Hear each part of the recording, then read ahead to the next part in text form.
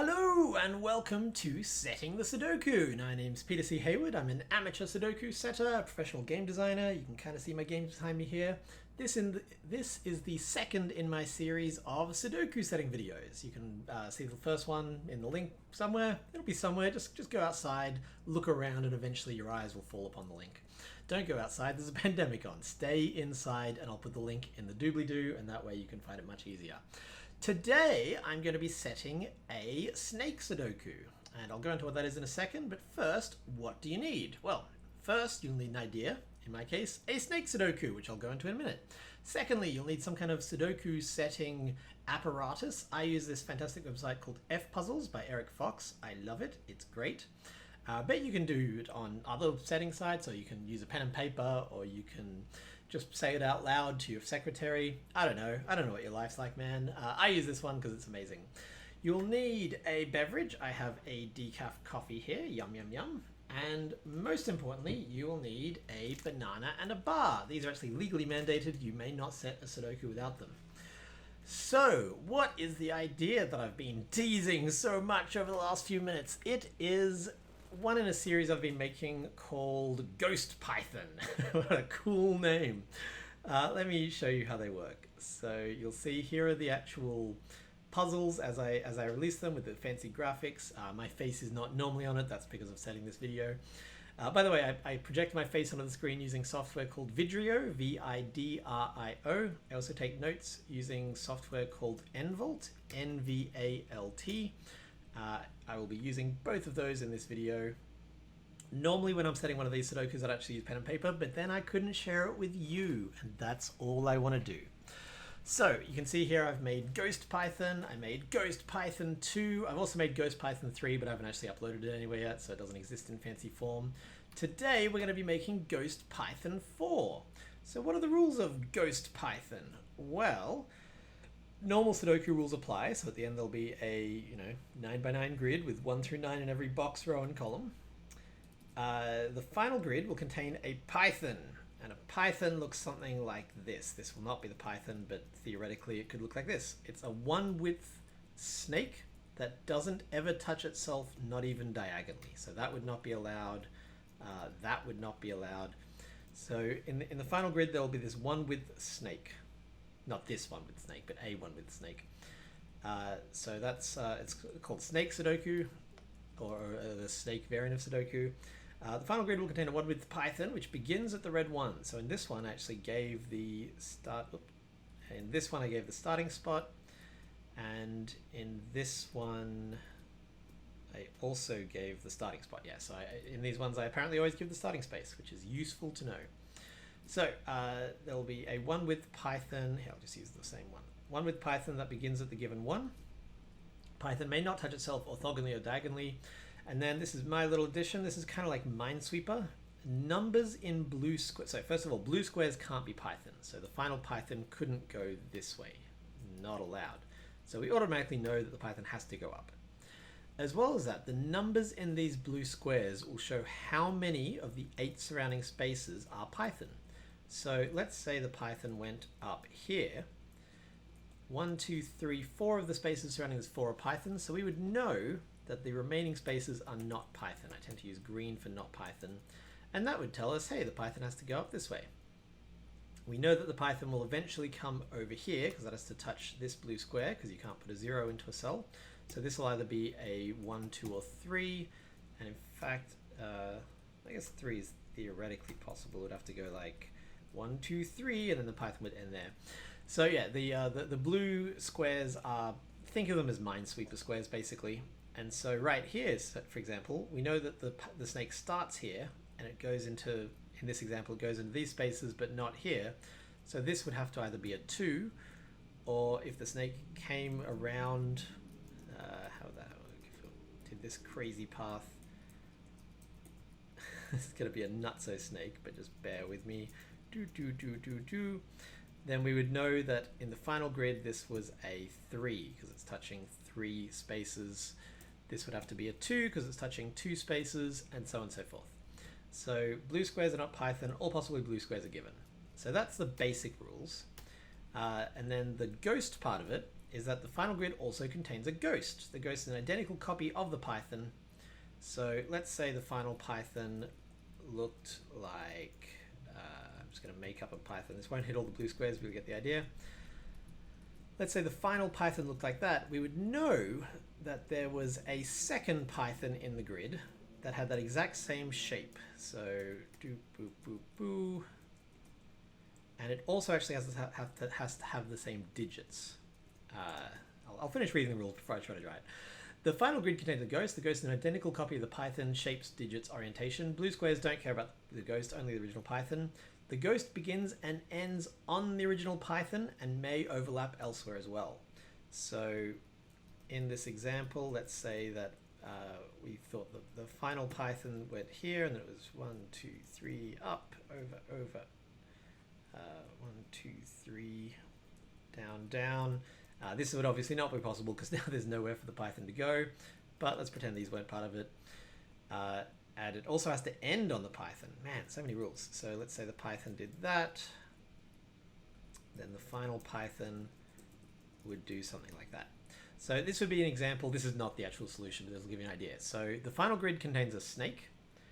The snake can't touch itself diagonally or orthogonally, and the snake has to hit every one of these blue cells. Can't go through them, but has to touch them. And the numbers in these blue cells are how many spaces around each blue cell the snake is touching. And on top of that, there's quite a complex rule set, bear with me. The final grid has to contain a clone of the snake, which is this snake, that starts and ends on the original snake. So those are the rules that we're playing with. Hopefully that makes sense. If not, take the time to go and try my Ghost Python puzzles. They're very good. I like them. Other people tend to as well. But in the meantime, I'm going to show you how I make them. So how do I make a Python Sudoku? Now this was something that puzzled me for a long time. I was like, I love snake Sudokus. I love them, but I don't know how to set them. And then I think it was the Cracking the Cryptic fan Discord where someone was like, well, you got to start with a snake. As you saw if you watched my first video, that's not how I used to design Sudokus. I would instead start from a blank grid and then clue and design. But then when I learned, oh, you have to start with the snake, completely blew my mind. So how do I design these? Well, as just described, I start with the snake. So I will draw a snake, and for now I'll just use the numbers 1 through 9. So the snake could look something like this. Bam. So I would draw a snake, something like this, and then I'd be like, okay, cool. If I wanted to clone it, how would I do that? Well, this is a particularly bad one, but let's say I went 1, 2, 3, 4. What am I doing? I'm starting from the wrong end. So I immediately want to move the whole thing over a little bit. Anyway, you get the idea. I draw a snake and then I go from there. So rather than just drawing one randomly, I will...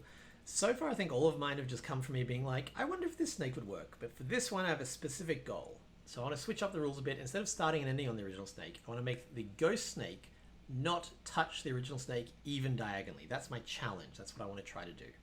So I want to make a Python using the same rules as always, and as I normally do. And then the ghost snake doesn't touch the original one, not even diagonally. So that is, to me, a really interesting challenge. So let's see what the biggest Python I could make would be. I think I could even go over one more.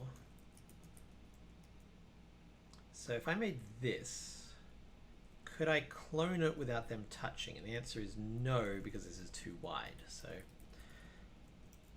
I would need to start over here.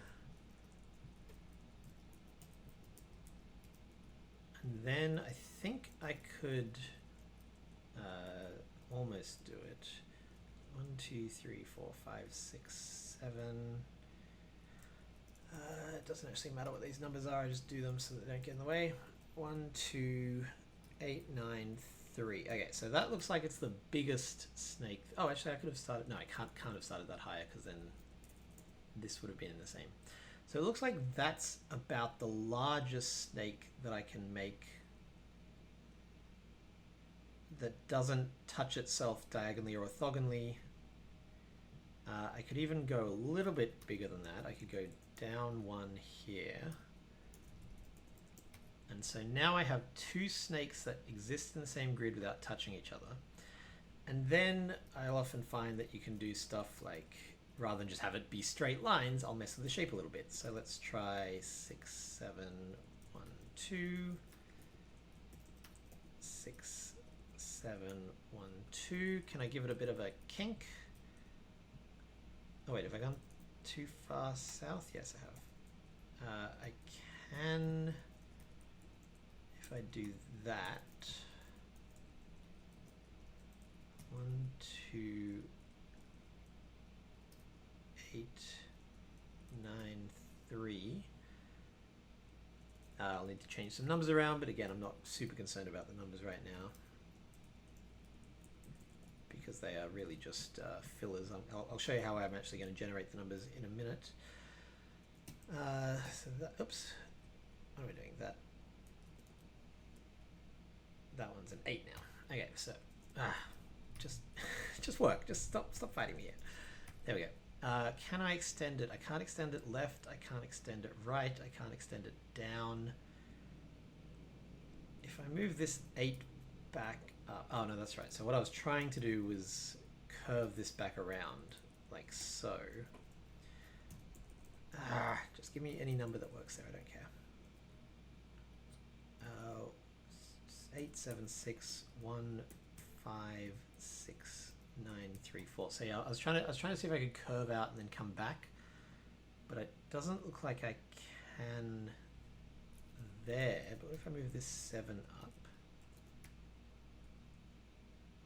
So yeah, as you can see, the first step for me is just messing around until I have a good looking snake. That's my dream in life, to have a very good looking snake. Or not necessarily aesthetically pleasing, just interesting. Just has like some, you know, the first one was very obviously across then down, whereas this one, at least it's got some interesting curves going on, but I can't see any way to make it any longer than that. 1, 2, that can be, no, it can't be 3, can't be 4, can't be 5, can't be 6, can't be 7, can't be 8, can't be, no, it can be 9 if I change this one to a 5. Which this one now can't be a 5 unless I change, no, it can't be a 5. So if I change that one to a 4, yes, okay. So this is at least an interesting looking snake, and I can actually do one more digit as well. So there we go. So that's quite an interesting, weird looking snake to begin with. So one of these will be the original and the other one will be the clone. And I can't see any obvious way to kind of make it a little bit more bendy, because if I try to bend this, if I tried to do something like this, then you'll see that would require this diagonal touch. So unless I'm missing something obvious, I'm just going to go with this. Okay, so we've got our Snoke. Got our Emperor Snoke. So one of the many amazing features of F-Puzzles is the clone feature. So I can be like, hey, F-Puzzles, here's the original, and then here's the clone. Bam. So now, now I can delete the contents of one of them. Doesn't matter which one, and the solver will know that they have to be clones. Why delete one of them? Because I want to try to make several of these. So the way that these snake sweeper puzzles work is that my goal with them, my goal is always, I've never hit this yet, it's my white whale. My white whale is to someday make one of these puzzles that doesn't have any digits at all. It just has a bunch of blue squares and somehow still has a unique solve. I've not even gotten close yet. As you'll see, these ones all have, I mean, this is 1, 2, 3, 4, 5, 6 digits. That's pretty good. My third one, Ghost Snake 3, I think has 4 or 5 digits. So I'm getting closer. But my goal is just to, I think it's a really interesting challenge to try to set one of these that only has the blue squares, only has the rules, and there's no digits on the board. You go. I've not gotten there yet. I don't know if I ever will. But that's not the goal for this one, because as we learned last time, if I set too restrictive a goal, the video goes for 1000 years. Instead, the goal is just to show you how I make one of these clone snake puzzles. So the rules are that there is a snake, that all the blue squares cannot be snake, and that the clone does not touch the original diagonally or orthogonally and does not overlap at all. That's the rule set that we're going with. So let's use this amazing program to just say, hey, solve this. Just give me a solution. Now, sometimes it can't. Sometimes these constraints, yep, it's an invalid puzzle. Why is this an invalid puzzle? Well, we'll find out in a moment. Let's put all the digits back in and just see what makes it invalid. It's just is invalid. Why are you saying that it is invalid? The solution, so normally solution path will give me some information, but it's not here. What if I get rid of this clone just to see why it's freaking out? There we go. Oops, get out of here. Row 5, column 7. Row 5, 2, 3, 4, 5, 6, 7 has no, oh, this one here has no candidates because the only digits left in this row are 1, 2. Okay, I'll tell you what, let's really put this through the paces and see if we can just solve it with nothing in there. Nope, definitely can't. And the reason is that in these two spaces has to be 1, 2, 3, 4, 5, 6, 7, 8, 3 and 8.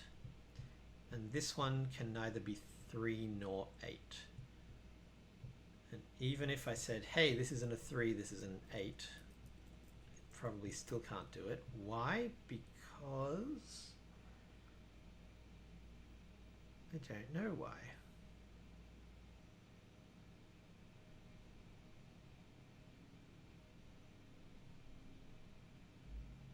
Because whatever's here can't be here, it looks like.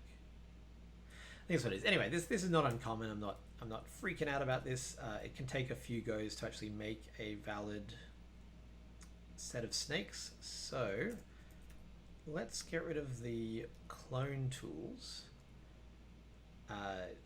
After watching my last video, Eric told me a handy little shortcut, which is I'm in clone mode.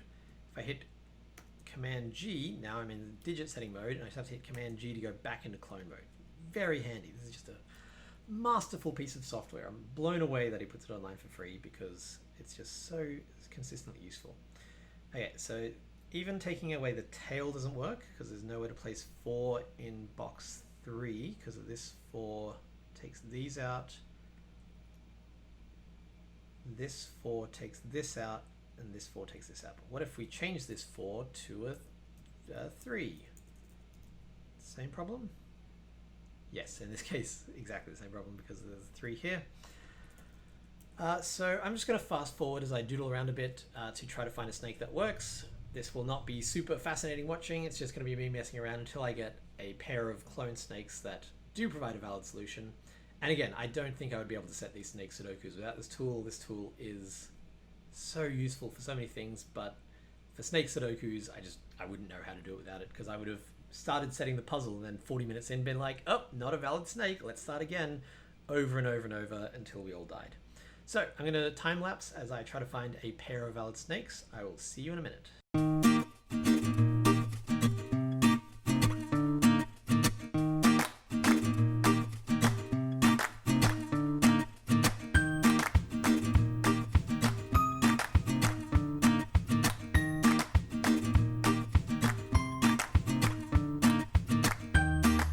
Okay, a bit of experimentation later, and I've come up with this snake. It's not quite as it's not quite as loopy as I would ideally have loved, but it does give us.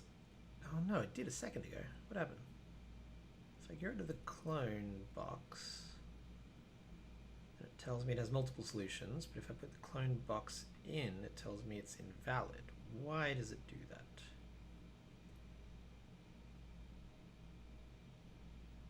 Oh, there we go. I think I drew it twice instead of it. No, still invalid. Why invalid? If I get rid of the clone boxes and say solve, Okay, Eric, this is either a bug or I'm doing something super weird, because this seems like this should be very valid right now. These two snakes are identical, but it tells me that it's not valid.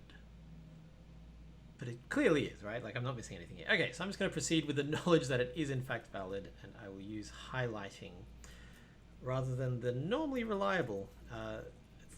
It's like a curse of some kind, that whenever I do one of these videos, I find some bug that I never find when I'm not making a video. And Eric tries to reproduce it and cannot. But unless I'm really missing something obvious here, which has been known to happen at least once, these do seem to be genuine clones of each other, and we have a solution. So the first step is to just make sure that you can make this puzzle work at all with these clone snakes, with a snake and a ghost snake. And then the thing that I want to do next, now one feature of this software which is just great, is that you can hit solve and it'll change out solutions every time. So you can actually check for every different possible solution and make them all dance around. In this case, I was hoping to be able to use the clone function to make these numbers dance around as well, but it looks like it's not going to let me today, but that's okay. We will keep on trucking. So what I'm looking for now is which of these numbers I can turn into blue boxes. And you might say, Peter, none of these are right. So actually, let's quickly check that. If the yellow snake was the real snake, this one would be correct. This would be an actual blue box because it touches 3 cells of the snake. This one would be correct because it touches 3 cells of the snake. And that would be it. If the pink snake was the real snake, we would get, again, this 3, conveniently. This 3 as well, this 3. It's all about 3s today. This 1 would actually be correct if the pink one was the valid snake. 1, 2, 3, 4, 5. This 5 would be correct. So quite a lot down here, in fact. And I think that's all. So right off the bat, I'm kind of intrigued by the fact that we have so many correct ones down here. But I'm also seeing if there's any that I could turn into correct ones. So, and this is where I would get nvolt in. I would say, hey buddy nvolt, we know now that 3 works. I'm just going to put all the numbers in. 1, 2, 3, 4, 5, 6, 7, 8, and obviously 9 can never be correct because the blue squares are not on the snake and it's counting how many snake cells they touch. The most you can get is actually 7, I think, because yeah, 8 would just create a loop. So 3, I've done this wrong. There we go. So this is the cut. So on the left here is the current digits. So currently this is a 1, this is a 4, this is a 6. On the right is what I want to change them to. So the 3, I want to keep a 3 because it's hitting it 3 times. The 5, I want to keep a 5, and the 1, I might want to keep a 1. And now I'm just going to check to see if I turned any other digits into, if I swapped any other digits around, keeping in mind that 1, 3, and 5 are now invincible, would I add more patterns? So, very confusingly expressed. Let's look at 6. If I change 6 to 2, bam, it's going to hit 2 squares correctly here and here. So maybe 6 is a good candidate. So let's say, okay, what if 6 equals 2? 8 I could turn into 2, but it's not going to be better than the 6 equals 2. 1 I could turn to 3, but both 1 and 3 are already reserved numbers. This 4 I could turn into 2, but again, that's not going to be better if I change the 6. 5 I could change to 3. You get the idea. So it looks like changing, was it 6 into 2 would actually get me this one as well. So that would get me quite a lot of spaces. So I'm just going to go through here to my original solve and turn all of these 6s into 2s and all these 2s into 6s. And hopefully the reason I'm doing that is obvious, but if it's not, if we solve again, then now, is there a solve that, I thought this worked last time, hang on. So, 1, 2, was it just 2? I thought I found, oh there we go, 1, 2, 3. So I'll mark these in red for now. So the idea is that if I go through here and I switch all of these 2s into 6s and turn all these 6s into 2s, 2s into 6s, 6s into 2s, then when I solve it anew, that should just reverse the digits and make all of these red squares into 2s. It's not doing it, and I don't quite understand why. Because in theory, that should be... Oh. I'm very confused right now, hang on. So this is the original puzzle, and just by giving it these digits, just by giving it the snake, it came up with a 6 here, a 6 here, and a 6 here. Now theoretically, because of the way Sudoku works, if I just swap the positions of 2s and 6s in the clues that I give it, it should swap all the digits in the solve. It's not doing that, and I'm not entirely sure why. Let's take a screenshot of this so I don't lose it, because I quite like this layout. Let's clear the solve, and then let's just select every 2 currently in the grid, change them into 6s.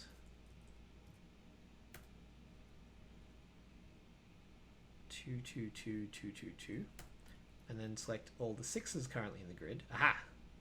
No, which should just be this one. Change them into 2s and hit solve. Maybe there are just a whole lot of different solutions, and I assumed it would come back to the first one. Because this should be coming out as a 3, and I don't know why it's not. Did I just click this a bunch last time to give you guys the example? I will have to watch back the footage and find out.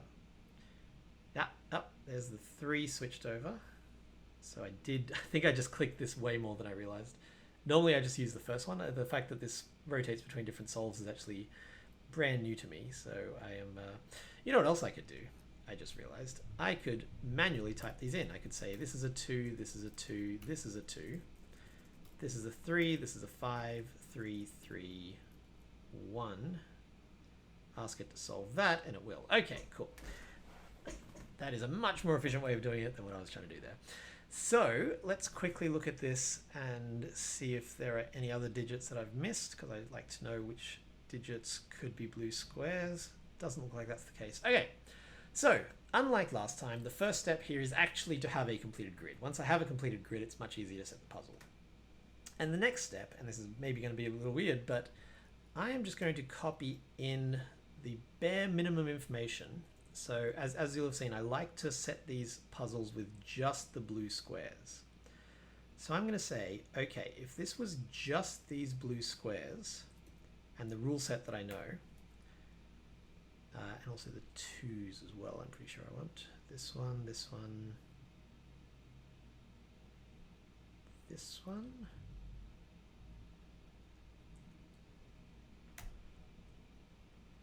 1, 2, 3, 4.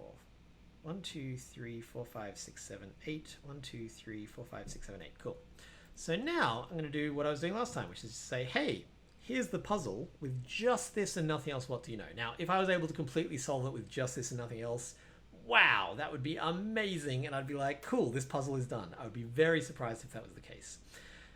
Normally at this point I would time lapse, but I'm actually going to show you my solving process because very early in this I'm going to have to add some digits, I'm pretty sure. I just want these to be the same, so when I alt tab between them, they appear. So, how do you solve a snake Sudoku? Well, one of my favorite things about this constraint, let's say the snake was here, and this was a this was a blue square. I would know, and let's say that we knew that this was an end of it somehow. Where else can the snake go? Well, that's a terrible example. What I'm trying to show you is that one thing I really like about this puzzle set is that if we knew that the snake came down here, it could not turn around and go back up. So these 2x2 dead ends are actually really helpful. I don't think I have any here. So just purely from what I can see so far, how am I going to solve this? Well, normally I start these puzzles with an end of a snake, so I might even do that here. So let's say I give this end of the snake here, where this, I normally do it in pink, don't I? This is a 1. Okay, what do I know so far? So the snake either has to go up or down or right. If it goes down, it'll have to continue along here. So And I know that it's going to touch this.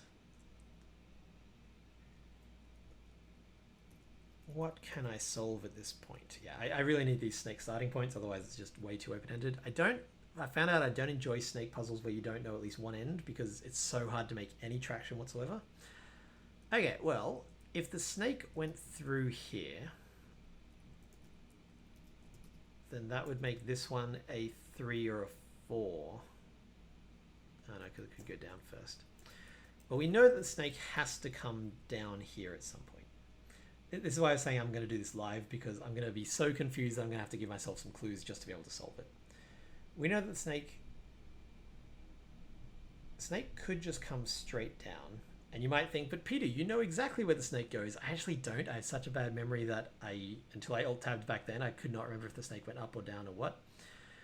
We know that the snake has to come down here. And we know that it's got to be cloned. Now,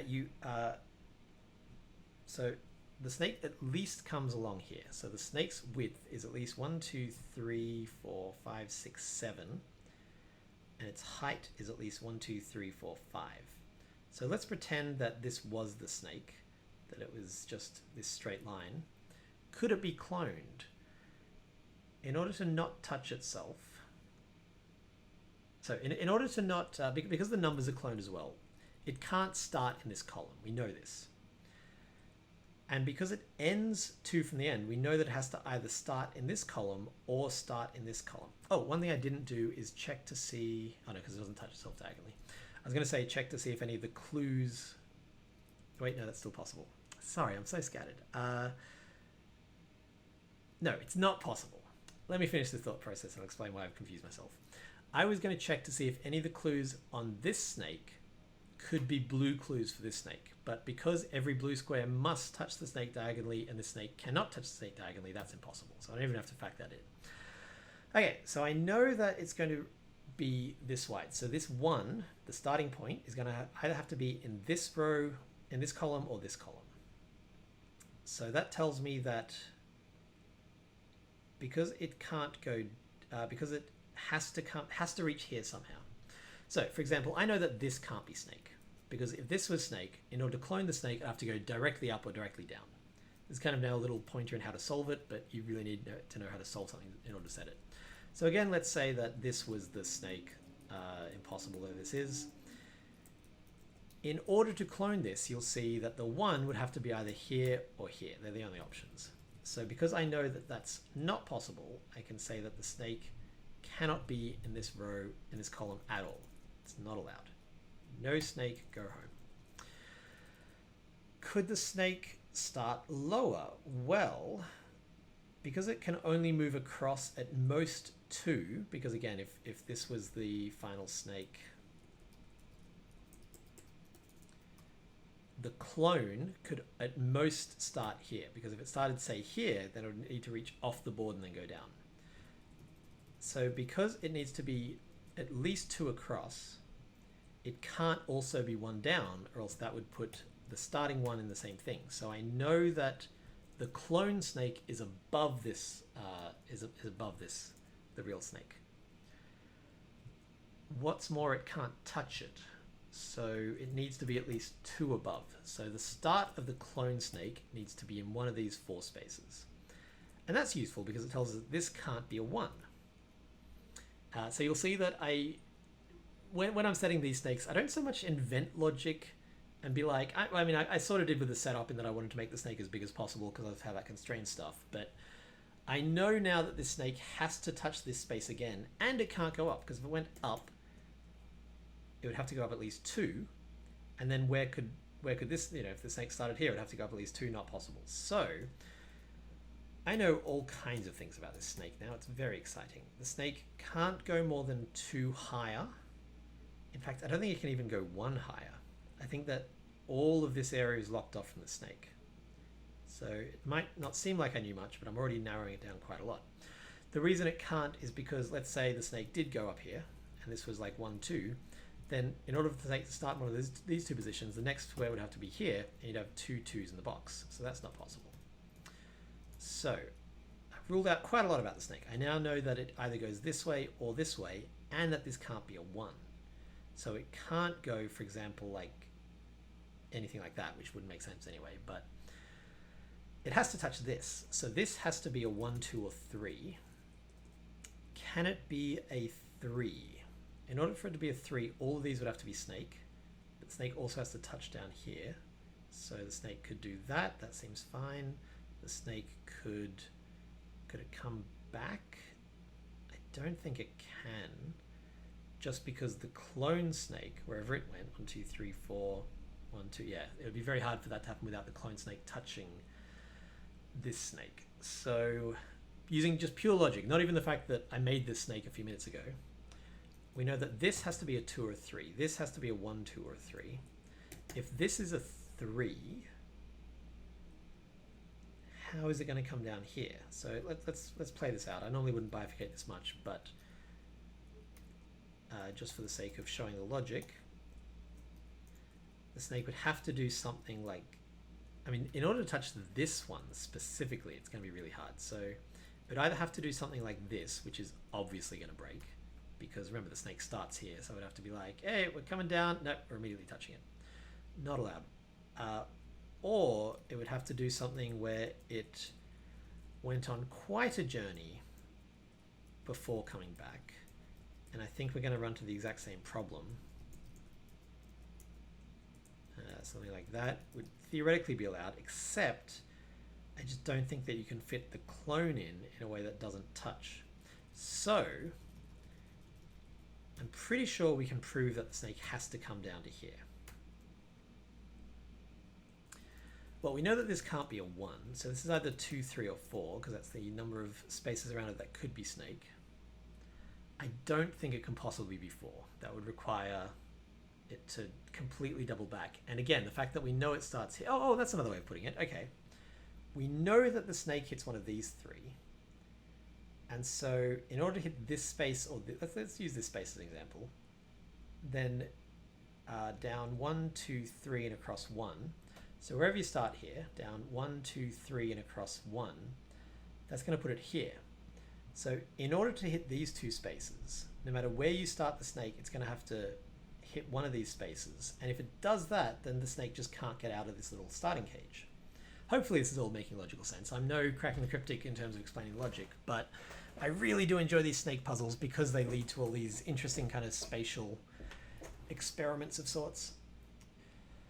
So we know, actually, using that same logic I discussed a few seconds ago, that the ghost snake can never hit one of these. So in fact, these blue squares can't be snake or ghost. They can't be the snake or the clone. They can't be Python or ghost. So what can we do from that? Well, we know now that it has to start in one of these. We've proven that it has to start here. So that means that this space and this space are off limits from this ghost. And if I mapped that out, that would be this space or this space if it was one of these 2. Or if it was one of these 2, it would be this space and this space. Interesting. Yeah, one of the things I most enjoy, I think I mentioned this last time as well, one of the things I most enjoy about setting Sudoku is discovering weird logic. This is the main reason I like doing these variants. I like making up a variant and then being like, what logic does this lead to? One of my puzzles was actually featured on Cracking the Cryptic. This one here, the Self Killer. Each of these is a killer cage where the numbers in the killer cage are these 2. And if you watch the video or you try to solve it or you think about it for a while, you'll realize that in order for these 2 to sum to the contents of the entire cage, then this is the only digit that really matters, or this one of them is the only one that really matters. I didn't go into this puzzle knowing that. I came up with this constraint and then discovered that logic along the way and was like, this is really fun logic. So that's kind of what I'm doing here. I've invented a slight variant of my normal Ghost Python puzzles, and I'm just being like, well, what does this tell me? So the snake probably can't hit here, but more importantly, it can't hit this one. So that's either here, that's these 4. So depending on which of the snake it is, it theoretically can't hit these 4. Anyway, all this to say, oh, actually, no, here's a better way of putting it. Let's say the snake did this. Cool. Now this snake cannot go down to this area ever because it can't hit itself, which means that this snake, so these four would either be here, here, here, or here. These can never interact with this, which means this can never interact down here, essentially, or potentially down here. Yeah, I'm not sure if I can 100% conclusively prove that, but I think it proves itself pretty well that this has got to go south. If it doesn't go south, it can't double back. It can't just pop all the way down because that would break. Okay, here's what it is. Finally reached the logic. In order to hit this space, here we go. This snake is 1, 2, 3, 3 above and 1 to the left, which would mean that for this shape to work, 1, 2, 3, and 1 to the left, it would be coming in, 3 down, 1, 2, 3, and 1 over. Then this snake would be coming in here, which is impossible because it can't touch itself. It can't touch the other snake diagonally. So I can prove, using that very convoluted way of saying it, sorry if you're expecting a succinct explanation, hopefully people after a few of these videos will be like, we're not going to get succinct. Therefore, this has to go down here, and it has to turn right, and I'm pretty sure it can't come over here. So this is a 2 now, which is nice. I'm already finding more logic here than I was expecting to, honestly. This has to keep coming out, which means that this one, because it goes down 1, this can no longer be the start of the clone because it would immediately touch itself diagonally. So that's gone. It was this one, that's still fine, except that's not fine because we know that this snake has to touch one of these 3 spaces. So if this was the starting spot, it would touch itself. So this can't be either. So now we know that the clone snake has to either do this or this. Either way, it's hitting these 2. That's really interesting. So we also know that this can't go down 1 now. Oh no. Well, hang on. This has to go through, I think. If this doesn't go through, if this does something like this, then how is it ever going to touch it? We have to come back up, and that's going to lead to a dead end. So we now also know, we're getting so much information from this one with only the one given digit. We also know that it comes across this way, 1, 2, 3. So that gives us a 3 here, and a 2. So there should be blue, and a 2 here, which tells us there's a 2 down here. Interesting. Okay, and then this comes down. So this is either a 5 or a 6 because it can't touch itself diagonally. So we know it can't be these 2. This is either a 2, 3, or 4 because it can't come up here. This can never be snake. This can never be snake because if it went up here, it'd have to end there, and we know it comes down here at some point. Okay. What else do we know? Because it starts here in one of these 2, this snake can never reach 2 below itself, which we know, or further. I don't think it's possible to make a snake that curls back on itself that this one can contain. No, because they're identical. So this one, yeah, so I think everything down here is dead now. I think the snake can just never reach anywhere down here. Let me be a bit more conclusive with that proof. I hate it when I finish setting a Sudoku and I'm like, oh no, there was a leap of logic very early on. That's not good. Let's see. So because this snake starts here or here, and it can never go down. Why can it never go down? Because in order to come out and loop back, this would also have to come out and loop back, and then it would intersect with itself, which is not allowed to do. Okay, so at least these squares are dead, and I think probably more than that, because the snake either goes like this or like this, and in either of those I think this square is filled. So we've got another ghost snake space here.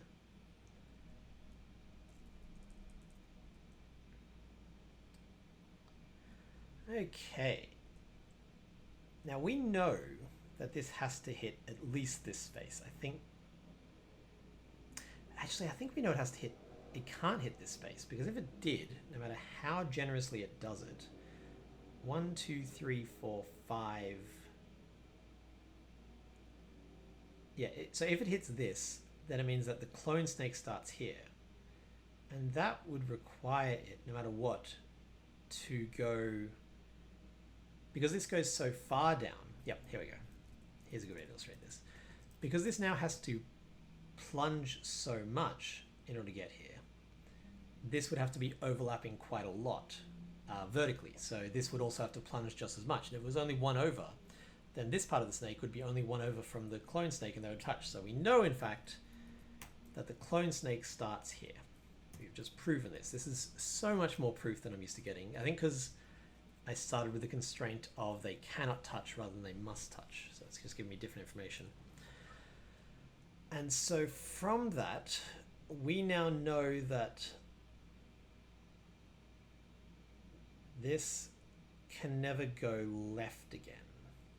Because if it went left again, say it came down 2 and then across, this would come down 2 and then across, and it would be touching the original snake. So these are all verboten, which means that we know this is a 3. 3, 3, there's a 3 somewhere in here. That's not super useful. What else do we know? If this went across 2 and then just down the rest of the way, that would be fine.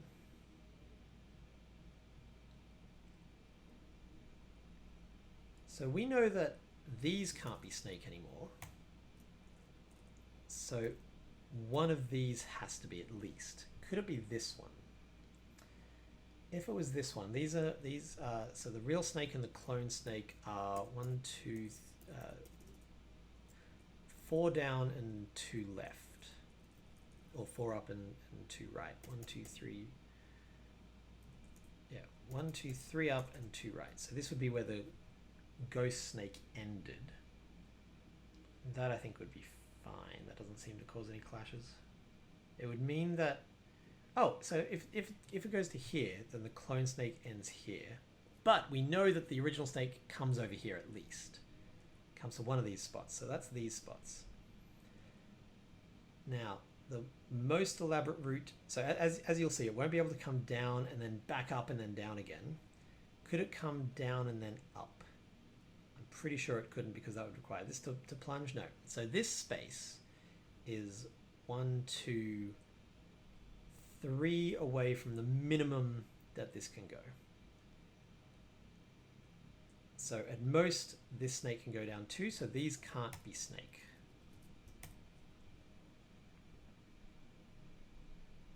Okay, so this is getting quite limited here, and I haven't even had to put any digits in. I think I gave myself a starting 1. I might, in time-lapse, go back and resolve it without that starting 1. Although starting with a colorful 1 is a nice way of saying, hey, this is where the snake starts. I write a lot of rules for my day job, and so I try to keep my rules as synced as possible. So begins at the red 1 is a really nicely unambiguous way to put it. You're like, oh, it begins at this 1 which is red. Cool, I know that to be true. So I don't mind giving this starting digit because I actually quite like it when it's an 8 or a 9 too. That's it's a nice way to do it, because 8 and 9 can't be in these, so it's a way of getting a digit on the board. If I have to at least give an 8 or a 9 in order to set this. It's actually impossible to do it with no digits, because these can never disambiguate between 8 or 9, because they can't be 8 or 9. So I have to give a starting digit.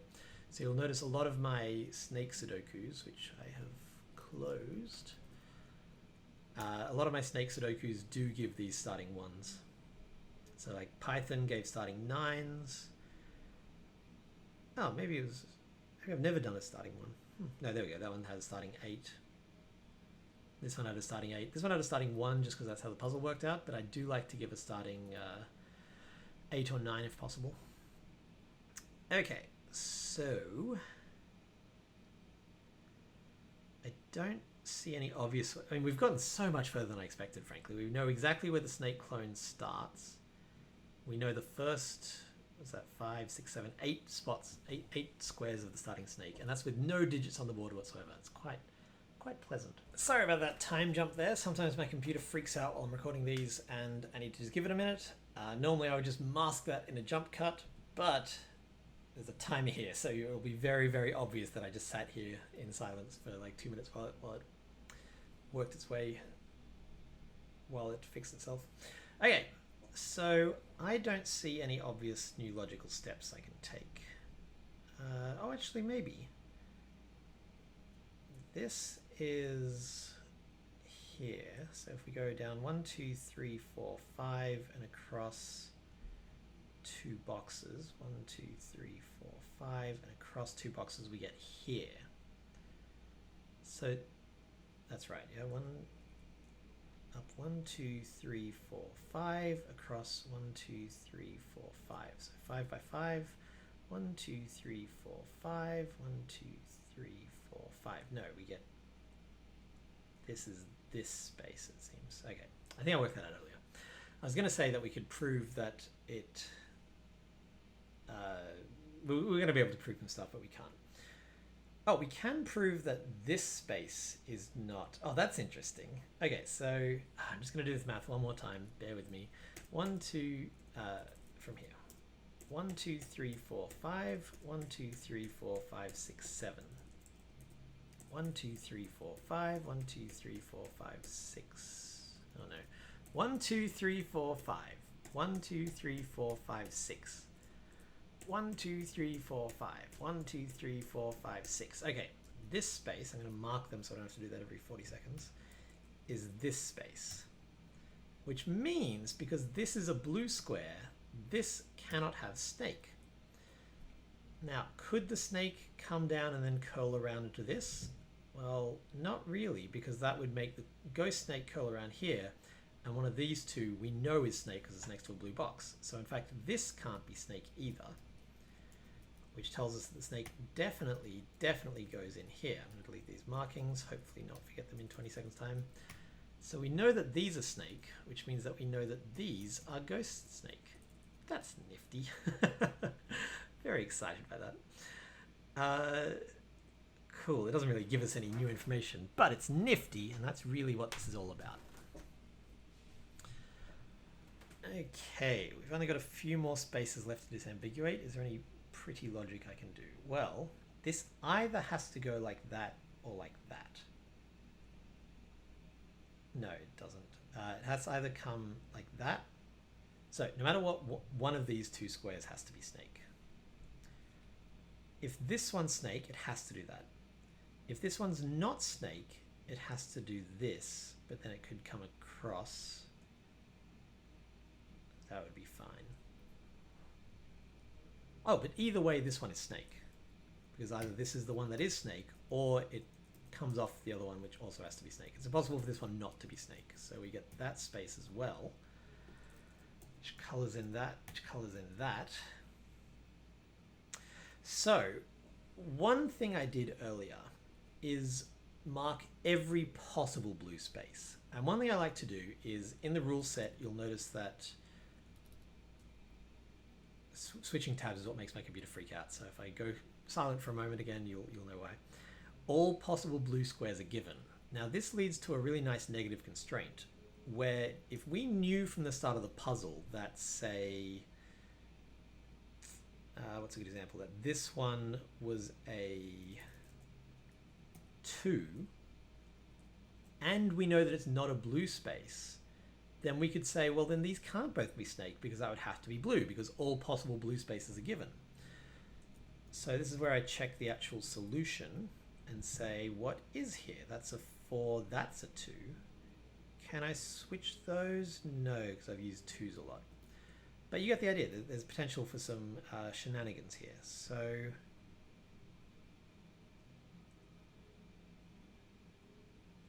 it's my favorite way to disambiguate, basically. I really enjoy it. Okay, what about... So yeah, let's look here, and I kind of want these both up on screen at once. I'm interested in... Well, actually, let's check our notes. We know that 2 currently equals 2. 5 equals 5. What are we actually using here? We're using 2, 3, 5, and 1. So 1, 2, 3, 5. Not 4, really. We don't use 4 at all. Huh. Okay, so if all of these were snake, this would have to be a 4. We're not using 6, so I'm going to do a thing where I switch all of the 4s and 6s in the final grid and make this one a given 4. Because we're gonna need some givens at some point, so I might as well do this one. Okay, this is a 4. Ah, but it could be on the snake still. Maybe that doesn't work. Because yeah, numbers on the snake can be anything. Like this one touches 2 snake. Okay, so that's not quite going to work. But again, you get the idea of what I'm going for here. 3 is one of our locked in numbers. What's not? 4, 7, 8, 9.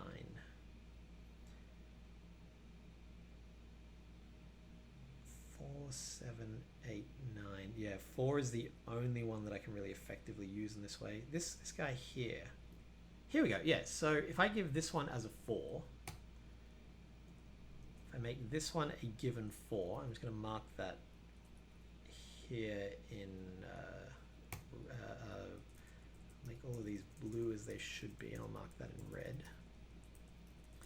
If I make this one a given 4, then in the solving I can be like, okay, well it can't come down here. So if this one was snake, then this would have to be a... Oh, that's a 5 actually. Crap.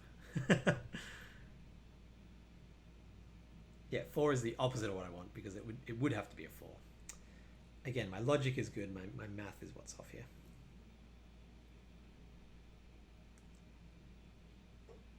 I could give this one as a 5, because that would make this one... And so now we're back kind of like... I'm done with solving at this point. We're kind of back into the setting stage of things, where I'm like, okay, I've gotten as far as I can without hints. What is a hint that I could give myself?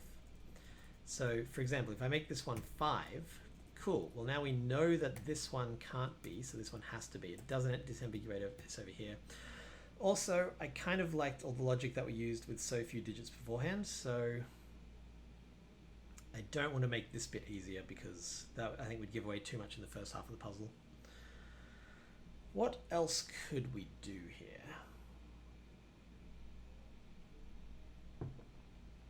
What is this one in the final puzzle? This is a 3. So one thing we could do is give a 3 here, or where's the actual 3 in this? Oh, that is the 3. Give a 2. I quite like it when I give it given on the snake. Giving givens on the snake is nice, because it's basically the same as giving 2 givens. What if I made this one a 5? Oh, here we go. Yeah, so... No, not a 5. I want a 6. If I made this one a 6, that gets rid of a bit too much of the early logic. I'm trying to do something that'll narrow down one of these. Oh, what's this? This either has to be a 1 or a 2. This either has to be a 1 or a 2. Oh, so only one of these can actually be... That's interesting. The snake can either go here or here, but not both. So, could I do anything to disambiguate that? Just scanning the rows and columns to see if there's a 2 I could throw in somewhere as a little nudge. If this was a 4, this would be a 2 and that would be a 1. That seems fine. Can I get rid of this coloring, which was completely wrong logic earlier? I mean, I could switch the 4s and 7s and make that a given 4. If that was a blue square, then it would have to either be a 3, 4, or 5. Which doesn't do much for me. Okay, I'm trying to work out the most elegant clue I can give at this point that doesn't disrupt the early half of the solve, which, by the way, I was like, wow, look at all this progress with no digits, except for the opening one. Do we use one? Is one of the... Yeah, one is. I mean, I could just flat out make this a 2. That would be very generous of me. What's a more subtle clue I could give? So I'm looking at where the ghost snake interacts with these blue clues, in case I can use that to give a clue somewhere that will reflect between the two snakes. Nothing is coming to mind here. Nothing's jumping out at me. This one as a 2 is the best I can see, but that would make this a 2, and that just really feels like it gives away too much. Also, that wouldn't even need to reflect onto the snake. It would just be like, look, it's right here. Look! Okay. I still find it very weird that the solver was like, no, impossible. I'm going to try that one more time just to see if I've missed anything super duper obvious.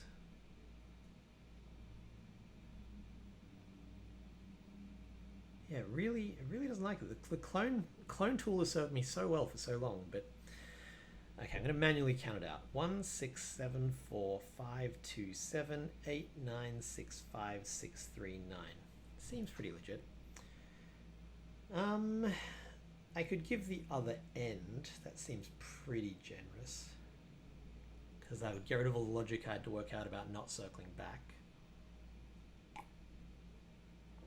Okay, so the real issue is this one. If I can work out that this space must be on the snake. So let's say I work that out. This has to be on the snake, then this has to be on the snake, and this can't be on the snake.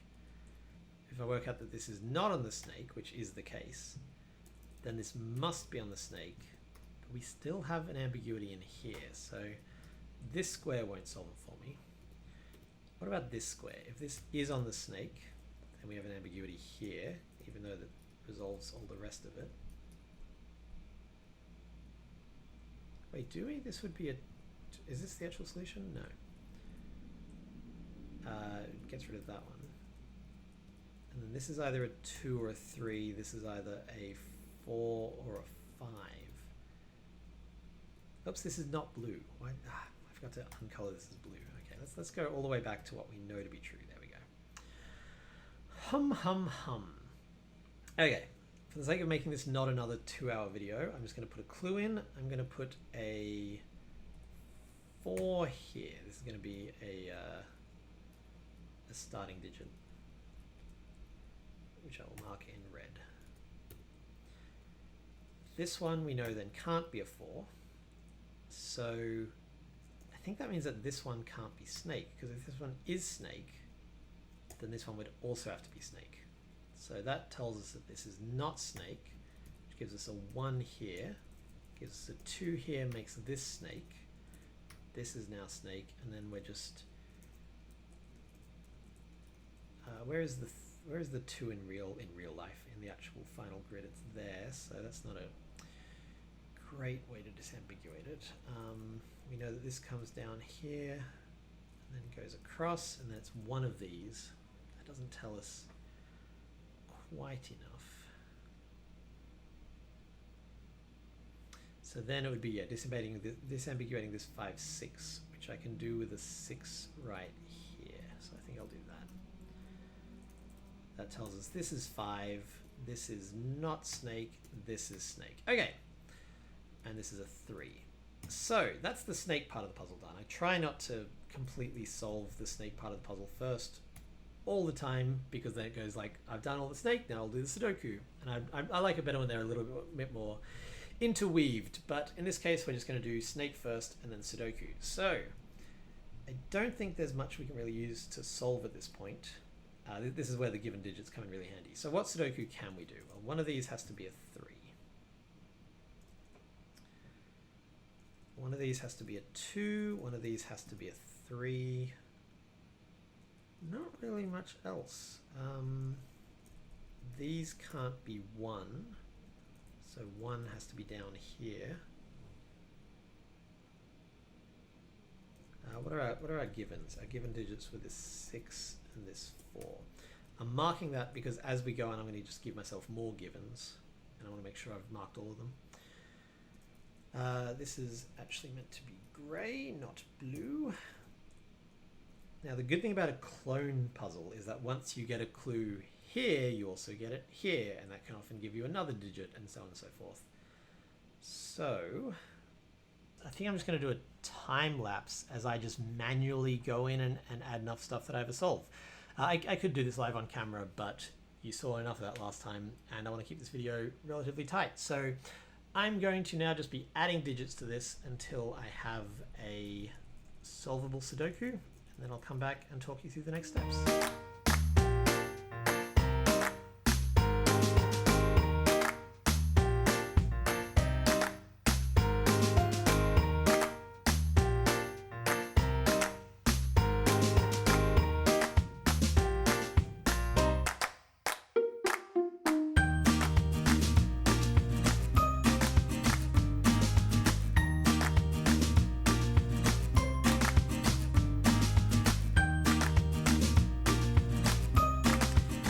Okay, so I've gone through and basically reset and solved from the start. Oh no, it's lost all my pencil markings. There we go, phew. And you can see the digits that I've had to add. There's more of them than I would like, but fewer of them than I expected. In the actual set puzzle, this is what it looked like. But while doing this, I discovered if I make, so you can see this one is a 1 in the puzzle, but if I make it an 8, then that'll unwind the rest of the puzzle equally logically. So once I've moved away, once all of the necessary like snake things are put in, I can actually make everything else whatever I like, as long as it has a unique solution, which this does. So the last clue that I need there is an 8. So now, using just these marked spaces, the red spaces are given digits, the blue spaces are the clues, I have a completely unique solvable puzzle. So I'm going to open up yet another F puzzles tab. Eric, you must get like 75% of your traffic just from me. And I'm just going to mark in all of the spaces. These are all of the clues, 1, 2, 3, 4, 5, 6, 7, 8. And then these are all of the givens. Again, more than I would like, but definitely not enough. I like that none of them are on the givens. I like that none of them are on the actual blue spaces. I think that's a nice little twist. And then the given 1 to start, I actually might see what happens if I just don't even give a digit. I'm just like, yep, this is what you got to go with. So this, believe it or not, results in a completely unique solve. How do we know this? Well, because I just did it, but also because I'm going to do it again. That's right, a big part of setting these puzzles is to solve them. I think I'm going a little bit shorter than last time, so I'm going to do the solve live rather than fast forwarding it, just to demonstrate. I'll tell you what, I'll decide I'll decide at the end. So if you see me fast forward suddenly, that means I was like, no, this was boring, not worth sharing. But if in a few seconds I'm still going live, you will know that I decided to solve the whole thing live on camera. That was an unnecessary explanation because it's all going to be evident right now. Hello! Apparently I decided to stay with it. So I'm doing this. This is actually slightly different from my initial test because I don't have the 1 here. I'm seeing how solvable it is without a 1 there. So I'm going to fast forward some of the logic because I'm very confident in it. I know that it has to at least be 1, 2, 3, 4, 5, 6, 7 across and 5 wide, which means that it has to start in one of these. I was about to mark them as 1s. I can't do that anymore. I'll mark them as yellow. So it has to start somewhere along here. What does that mean? It means that it can't go up. So let's mark all of these spaces above it, because if it went up, then it would inevitably be meeting itself somewhere. I guess technically this space could go up, because if it started here, then that would be the 6. I mean, it can't because it's a blue spot, but that would be a dead end. That one. So if it started here, 1, 2, 3, 4, up, that would, no, because then it would have to circle around and intersect with itself. So yes, I'm pretty confident that it in fact has to, it can't go up at all. And then for the lengthy reasons I explained earlier in the video that I won't go through again, it can't go below a certain point. So that means that this is a 1 or a 2. Oh, this is interesting. So this is a 1 or a 2, and because we don't know that this is a 1, we don't actually know which one it is. This is 1, 2, or 3. This is 1, 2, or 3. This is, well, it can't come up here. It has to, again, using logic we explained earlier, it has to end somewhere down here, so it can't come up into a dead end. Could it come over here and then curl back? No, because what would that look like from here? It would have to be something like that, because these are only, what, 2 above, so this would have to be, yeah, in order for it to come up and curl back like that, it would actually break the puzzle, so it can't be any of those. It could end here. That I think would be okay.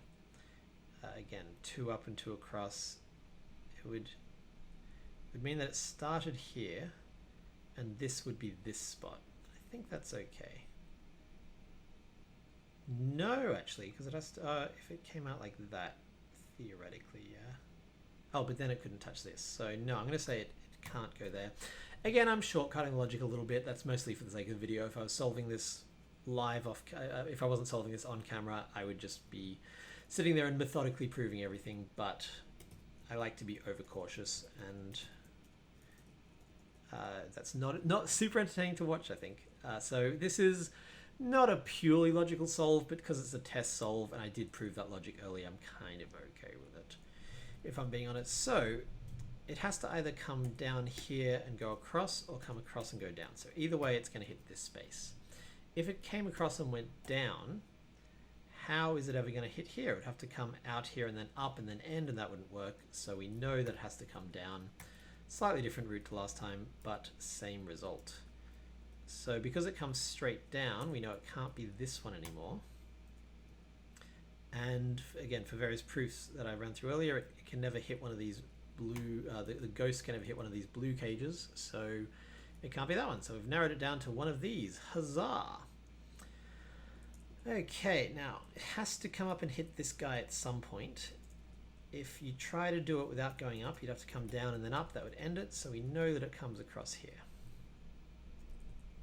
and then down. So this one is either a 5, well, it can't be a 6 because of this given 6 now. It can't be a 7 because that would require it to touch itself diagonally. It obviously can't be an 8. So that actually gives us a 5 straight away. None of these can be, again, using the logic I demonstrated earlier, I'm pretty sure it just can never go below itself. This is either a 3 or a 4. I gave myself a 3 clue specifically to stop it from being a 3. So this is a, sorry, to stop it from being a 4. So this one is a 3. Hurrah! This one is also a 3. This one is a 2. This one is a 2. This one is a 3. So many digits. We know 3 is up here. There's a chance that this won't solve without the 1. If I get to the point where I'm like, oh, I'm completely stuck, I can just go and I'll just add the 1 in at the very end and know that that is what happened. Let's see. Let's start mapping it out from here. So if it starts here, it's going to go, I'm going to make these gray, I'll make these 2 gray and I'll make them yellow for this first pass. So if it starts here, it's going to go, nope, let's try this one more. If it starts here, it's going to go 1, 2, 3, up, 1, 2, down, across. And then I don't think if it starts there, it's possible for it to hit here, because that would have to be, yeah, there's only a very narrow scope that this can be. Could this swing back?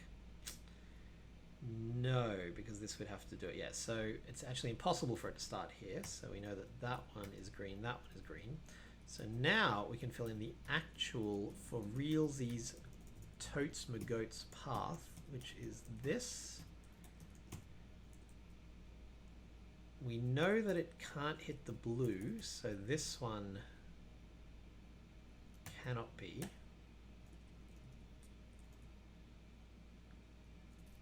What else do we know? Well, actually, we've got some digits on the thing now. The thing, on the snake. So one of these has to be a 4. Can it be this one? No, because that's in the same cage as a 4. So this is a 4, this is a 4. One of these is a 4.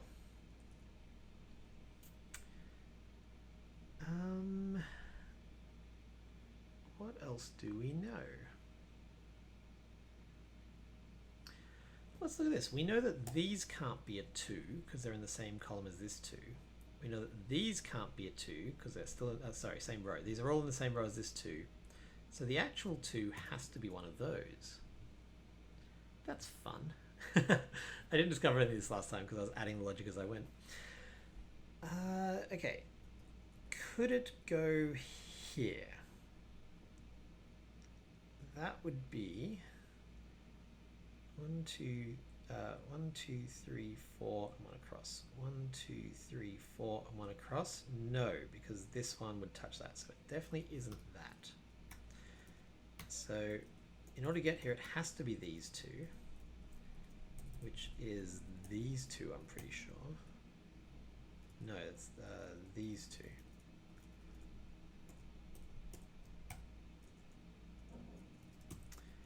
So the ghost definitely hits one of those.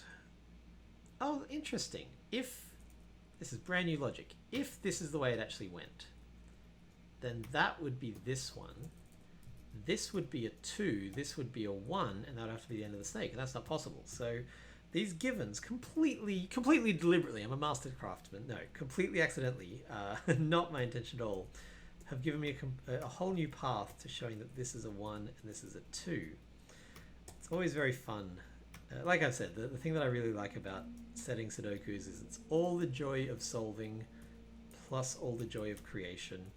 And a little secret about creative life for you. I'm a creative professional. So much of the cool stuff that we come up with is accidental. There'll be a typo, or I'll misread something, or I'll throw something in and then later be like, oh, this leads to that. And so I really think a big chunk of the creative process is not creating cool stuff, it's recognizing cool stuff that you've accidentally created. So that's all of the snake logic, and from here it's going to be a relatively straightforward Sudoku solve. I will do it on camera just because I skipped it earlier, and I think that the clone logic can be quite fun. So I'll put a time code in the little thing if you do want to skip this whole section and just go straight back to the... Actually, no, you know what? This is pretty much the last step. So maybe I'll do an outro, and then if you want to, you can watch some bonus solving footage. So this is assuming that this one works out, that you don't need the one there for this to be uniquely solvable. This is pretty much a complete set so far. So as you can see, snake Sudokus are something that I really enjoy, and so I've gotten much faster at them. The next stage for me would be creating the pretty version, this kind of version, and maybe I'll run through that in a later video. Actually, let me know in the comments if that's interesting too, if you want to see how I turn it from this to this. I can absolutely show you. If you're like, no Peter, that is very boring, I don't want to see you use Photoshop, also fine. But this has been Setting the Sudoku episode 2, and hopefully you've learned something or at least found it interesting. The rest of this video is just going to be me very slowly solving this because I am a very slow solver. Thanks so much for watching. I will see you next time. So as you can see, I've pretty much committed to not not solving this off camera. One of these two has to be a 2, in fact. So the next thing I often do when I'm solving snakes is I start filling in candidates. So on the snakes specifically, these have to be 1, 2, 3, 4, 5, 6, 7, 9, but these can't be 5. I think that's all the restrictions. And then you get to repeat it over here. So this is 1, 5, 6, 7, 9, but barely any of them can be 6s. Not allowed. And this one can't be a 5. So you get to kind of trim stuff from both ends, which I very much enjoy doing. So 6 has to be either here or here. These can't be 1 because there's a 1 in the row seeing them. This is like watching Cracking the Cryptic, but Australian and much slower. So let's keep going. These have to be 1, 2, 3, 4, 5, 6, 7, 8, 9. Oh, we actually have this one. This one's a 6. We've had that for a while. What have I done there? I want that to do that, and that to do that. So these can't be 6. So 1, 2, 7, 8, 9. These can't be 1 or 2. This can't be 2. These can't be 2. Can't be 2. And that's... Is that it? Is that all the restrictions? Yeah. Okay, so let's go down here. Oh, these are very open-ended. Let's see, they can't be... They can be 1, they can't be 2, 3, 4, 5, 6, 7, or 9. Hopefully that unrestricts. Well, none of them could be 1 because of the 1 over here. So these are 3, 4, 5, 6, 7, 9. These two can't be 4. This one can't be 8 or 6. They already couldn't be 8. Never mind. Ignore that. This can't be 3. This can't be 5.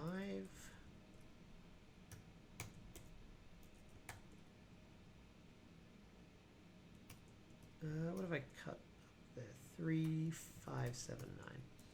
Can't be 3 either. So so what's left here? 5, 7, 9 or 1. So 1 has to be here. We get another digit. Hooray.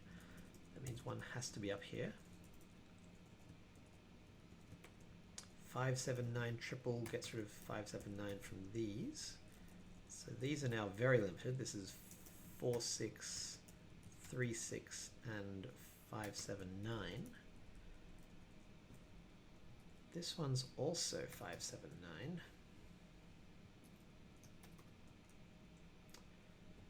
Where can 1 go in this box? Can't go here, can't go here. So 1 is restricted to these, which tells me that 1 is either here or here. This is where the starting 1 would have disambiguated it, but I'm going to press on and just see. Oh, actually, I know. If I could disprove that this was a 1, then I would have a 1 pair seeing this, but I cannot.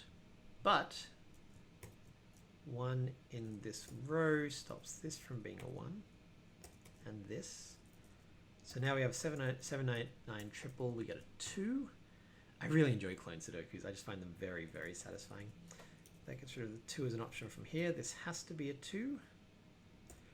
Got a 7, 8, 9 triple makes this a 6, this a 3. 6 and 3.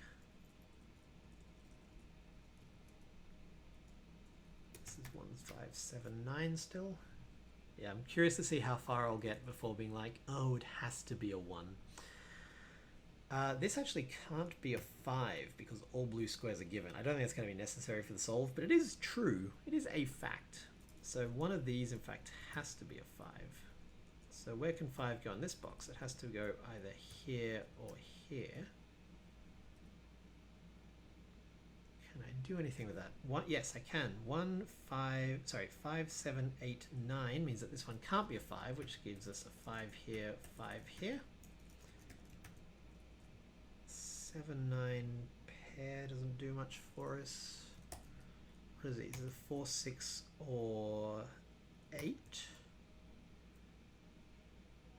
Oh, and one of these has to be an 8, so this one can't be an 8. So that's 7, 9. One of these has to be an 8.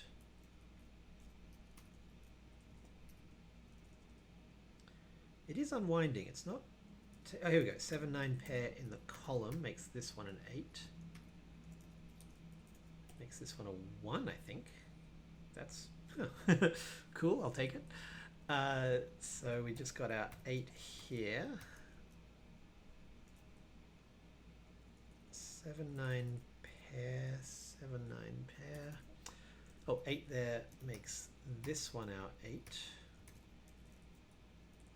Where's this 4, 6? That's this 4, 6. We're getting somewhere. We're making some progress of some kind, which is always nice. What are these got to be? These got to be 1, 2, 3, 4, 5, 6, 7, 8, 9. This can't be an 8. But there must be a 1. 1's got to be either here or here. Ah, this one can't be 1. There's a 1 in the column. So this one is our 1.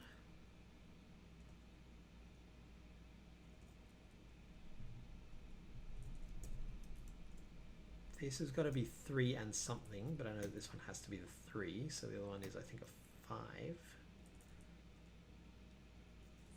3s up here. This one's a 3, this one's a 4, which makes this a 6, this a 4. Ah, I love clone Sudoku, because once you get one digit, they all start to unfold in a really satisfying way. I call it the clicky clack. This one can't be a 3 anymore.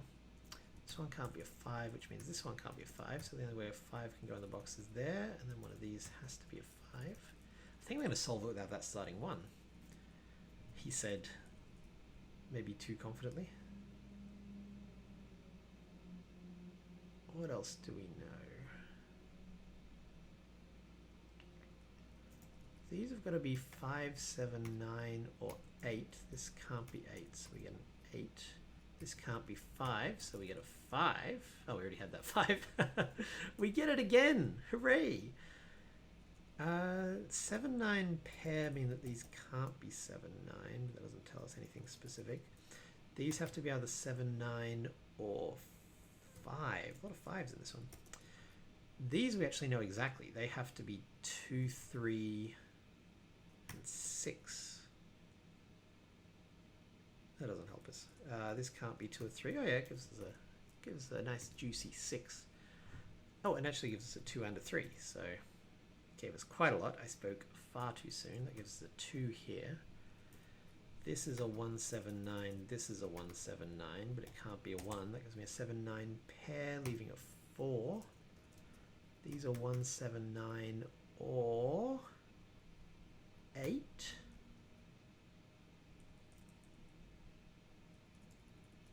Oh man, this whole thing's going to come down to this starting 1. I betcha. I betcha it's going to happen. Got another 1, 7, 9 here. And here we have, I think, 4, 5, which is immediately resolvable. 5, 4. This can't be 5. Have I missed any clone spots? I don't think so. 1, 7, 9, 7, 9, 7, 9, 7, 9. It's just 7 9s, and it's all going to unravel because of this 1. Yes, I flew too close to the sun. 1, 7, 9, or 6. And that is resolvable.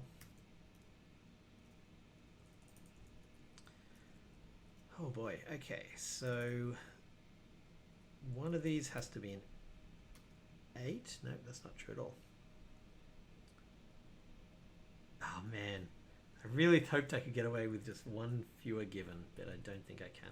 I mean, I could put the yeah, maybe I'll leave it off the snake and just okay, I'm torn here, because if I leave it off the snake, I can probably disambiguate the whole thing down here pretty easily. But if I put it on the snake, I get my nice from the starting red 1, which I do like. So let's make sure that it's unsolvable otherwise before I get too worked up about that.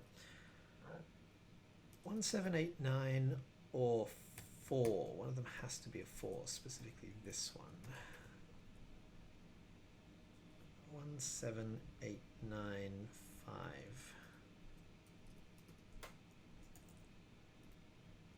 And then same down here, I think. Let's see if the program can solve it. Treat pencil marks as given. Setting mode, solution path. Oh, don't do this to me now, you twit. Row 5, column 3 has no candidates. I bet it does. I bet it could be a 4.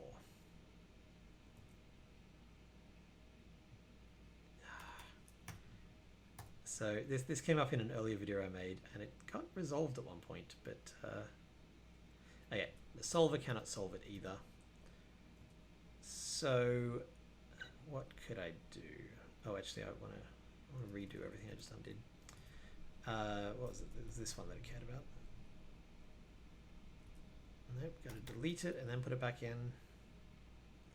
It sounds like I'm complaining a lot. I genuinely love this program, and I do not begrudge it from occasional bugs, because it is such a beautiful beast. What if I put a 5 here? Will that resolve everything? No, because the 1, 7, 9 is the problem, not the 5s. What if I put a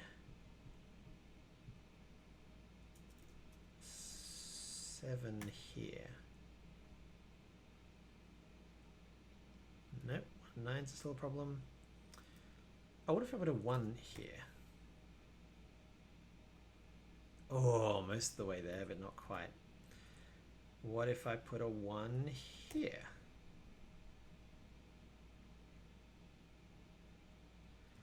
Oh, actually, is there any deductions I can make from the fact that it can't? No, that all digits have to be given. It doesn't look like there are.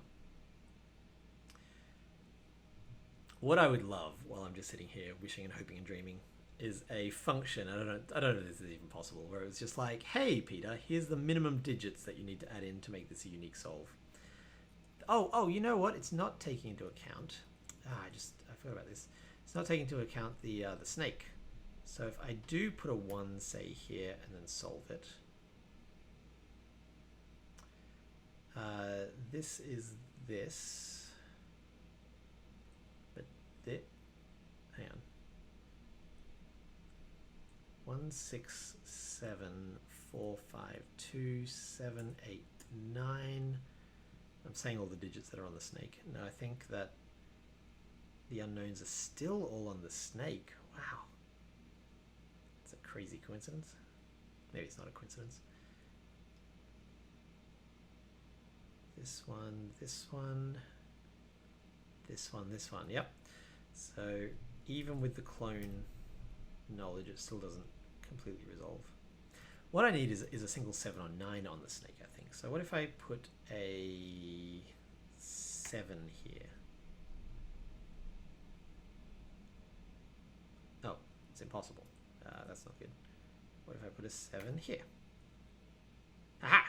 Well, that does it even without the snake. Oh, but is it consistent with the snake is the question now. So let's try that as a new given. That's a 7. What does that tell us? This can't be a 7. This can't be a 7. So this is a 5. Oh, I managed to go back into solve mode.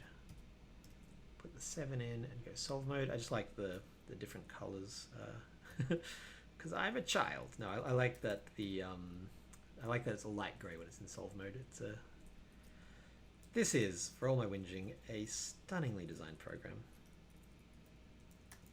Very, very big fan of it. This can't be 7, this can't be 7. So this is 8, this can't be 8. 1, 9 puts a 7 here. That makes this a 9, and we're back on the snake now. 1, 1, 7, 9, 7, 9, 9, 7, 7. Do we know anything else? This has to be a 9. That's a 1. That's a 9. That's an 8. That's a 1. That's a 9. That's a 1. I swear my voice doesn't normally do this. What happened there? So this could either be my bad solving, or it could be that this solution wasn't taking the snake into account. I wish it didn't get rid of all my highlighting. So 1, 6, 9. Oh yeah, it absolutely doesn't take the snake into account because these have to be the same. Okay, so that's not going to work as a hint. What was the one where it gave me like half of it but not the whole thing? That was no solutions. That was less than ideal. I think it was when I put a 1 here.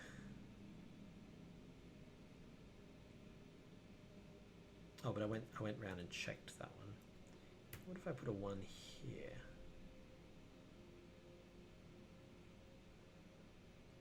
Well, that actually would give me more than this can realize because I have the snake at in my power. Because now I know this can't be 1, which means this can't be 1, which gives me a 1 here, 1 here. 7, 9 pair, and 1 in the column. Oh, I don't think these 5, 8s, are they going to resolve? I don't know. Although it looks like we're running into the same problems before. Okay, so option 1 is just to put a given 1 to start with, which is not the end of the world. worst things happen at sea. I would survive it. I just don't want to. Wait, I know that this has to be an 8. So this can't be an 8. I don't think this is going to resolve my 7-9s. My 7-9 woes.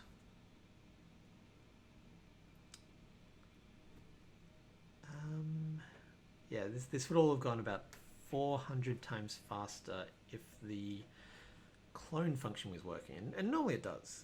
By the time you watch this video, it'll probably be fixed because I'll message Eric and be like, hey, clone function's being weird, and he'll be like, oh yes, that's an easy fix. But for now, right here and now, live on camera, it's broken. 791. Yeah, this does not look like it's resolving very nicely. What if I ask it to solve?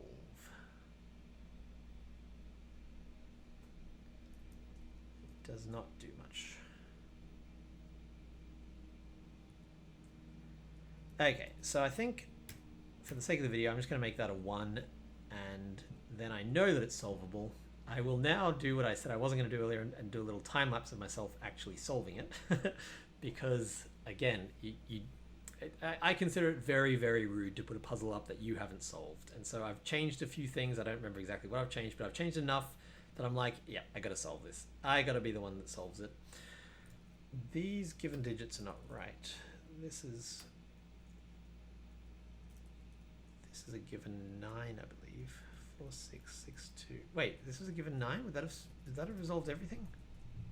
Oh, it totally was. Look at that. So even without that one, I just missed one of the givens that I had. So that, I think, will actually resolve everything. Actually, let's go back to even before I put that 1 in. Yeah, I totally missed a given that I'd set up. Why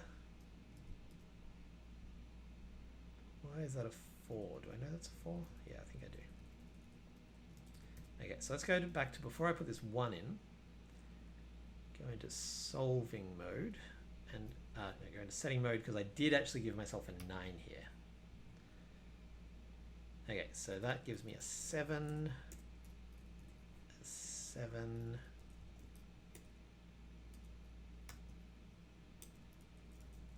this is now not a 7, 9, 7, 9, 7, 7, 9. Okay, so that would explain why I was having so much trouble, because I literally was missing one of the vital givens for the puzzle to be solvable at all. These can't be 5, 7, so none of these can be 7.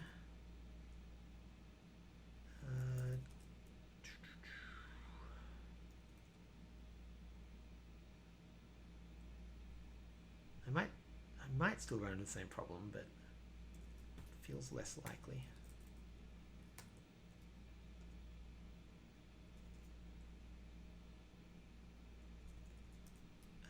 Yes, here we go. That's a 9. Doesn't help me as much as I thought it would. 5, 7 pair will be resolved by that 1, 7 pair. 1, 8, 9 is... Oh, here we go. No, that's... I've already got that. What do you know, machine? Oh, yes, of course. Because row 5, column 3 has no candidates. What about now?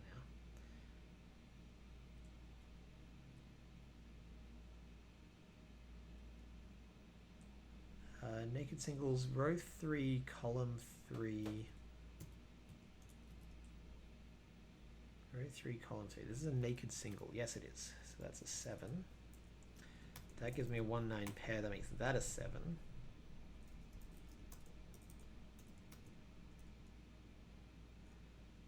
Row 5, column 3 must be a 4. Row 5, yep, we know that one. Row 8, that's the 7. Okay, so even with that, it can't solve it. But I should be able to put a clue off grid somewhere and it will resolve it all. So let's put a 1.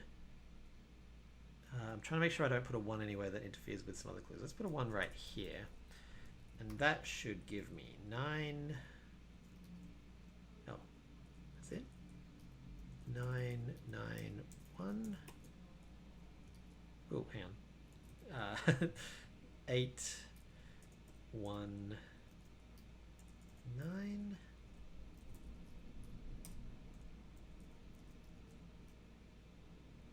But still not a unique solution. Dang it. Oh, stop with that. Row 5, column 3. It still is a 4. It's always a 4, my beautiful friend. Okay. Anyway, I'm just going to do a starting one because I've tried a bunch of other stuff and it's not helping. So that gives us a complete puzzle. I will include a link to it in the bottom bar, as well as all the other things I said I would include links to. Thanks for watching. I hope this was enjoyable. Sorry I'm such a slow solver. Please let me know if there's any changes you would like to make, anything you'd like to see me do differently. I tried to make this one a little bit shorter. I have no idea if that actually happened, but the intent was for it to be shorter. And I will see you next time on Setting the Sudoku. Bye!